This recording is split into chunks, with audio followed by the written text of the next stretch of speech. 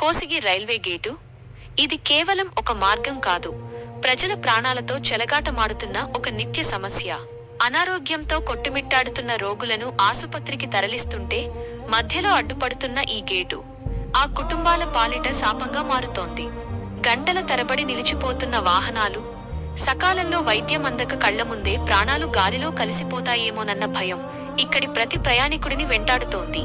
ఇలాంటి దయనీయమైన పరిస్థితులు పాలకులకు కనీసం కనిపించవా? ఎన్నో ఏళ్లుగా ఈ నరకం అనుభవిస్తున్నా, ఎందరో ప్రజాప్రతినిధులకు, అధికారులకు మొరపెట్టుకున్నా ఫలితం మాత్రం సున్నా. విన్నపాలు వినిపించుకునే నాదుడే కరువయ్యారా? లేక ప్రజల ప్రాణాలు పాలకులకు లెక్కలేదా?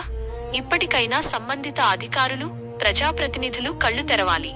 కేవలం హామీలకే పరిమితం కాకుండా యుద్ధ ప్రాతిపదికన చొరవ చూపాలి. ఈ సమస్యకు శాశ్వత పరిష్కారం చూపి ప్రజల ప్రాణాలను కాపాడాలని కోసిగి గ్రామస్తులు, బాధితులు వేడుకుంటున్నారు. ఇంకెన్నాళ్లు ఈ అమానుష పరిస్థితి? బాధ్యతగల అధికారులు ఎప్పుడు స్పందిస్తారు? ఇది కోసిగి ప్రజల గుండె చప్పుడు. ఇప్పటికైనా పాలకులు మేల్కొంటారా? వేచి చూడాలి.